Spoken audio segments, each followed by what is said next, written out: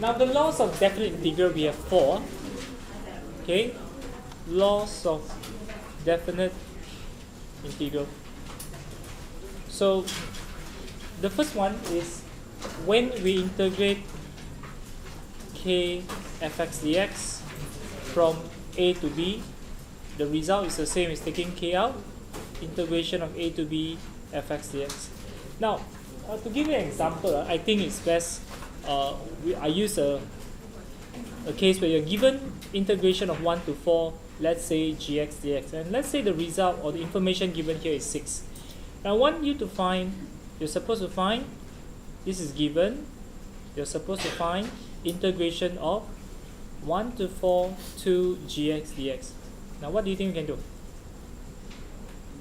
We can take out to integrate from 1 to 4 gx dx. Now the result of integrating gx dx from 1 to 4 is what? Is 6. So the answer is 12. Simple? This is a very simple rule, the first one. The second rule is if I integrate from a to b fx dx plus minus gx dx, the result will give us a to b fx dx plus minus a to b gx dx. Meaning we can just separate them and integrate them one by one. Example is if I want you to find integration of 1 to 4 gx, let's say minus 2x dx. Okay, so to find this, right, we have to use the information given above. That is, we can separate this into two separate integral, 1 to 4, and we don't have to integrate gx dx. We don't have to integrate this. What we need to do is to use the information given here, substitute this with 6. But for the second one, we have to integrate. If you integrate 2x, you get what? 2x squared over 2, can cancel them. Can I just write x squared? Yes, from 1 to 4. Substitute 4 inside, I get 4 squared is 16. 1 inside is 1. So it's 6 minus 15, negative 9. Simple? So the first two law is quite straightforward, I must say. Number 3, the third rule is if I integrate from a to b fx dx, the result is the same as b to a fx dx, but you have to put a negative in front. Now let me explain. Why we have to put a negative in front. You see, normally when I integrate, let's say if I integrate a to b fx dx, let's say the result is gx plus c. Sorry, if you have a limit, what must you write?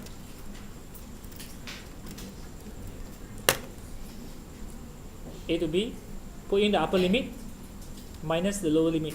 True? Yes? Now, we can actually take out, factorize the negative here and write this as GA minus GB. Yes? It's the same thing.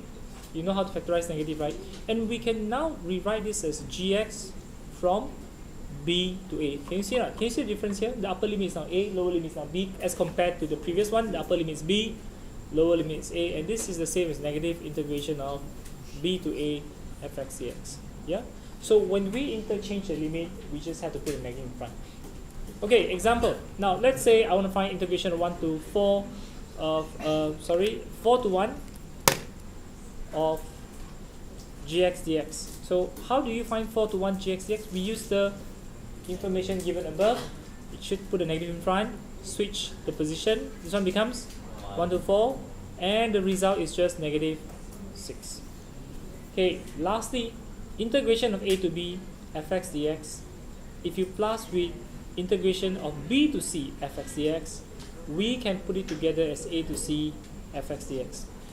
Okay, the easiest way to explain this is to use a graph. Now, let's say if I have a function y equals to fx, and you have a lower limit a here, this upper limit is b, and this is another limit c. So this area is represented by integration of a to b fx. Now, I did explain to you earlier that integration of a to b fx actually is the area under the graph bounded by a to b. Actually, are you done with talking? Then you plus with b to c fx dx. This area is the second limit. So when you combine this, the total area here is the same as integration of a to c fx dx. Okay? Can? Right? So, example, integration of 1 to 3 gx dx plus integration of 3 to 4 gx dx. The result of this is 1 to 4 gx dx, which is just 6. Okay, that's all. Actually just spoiled my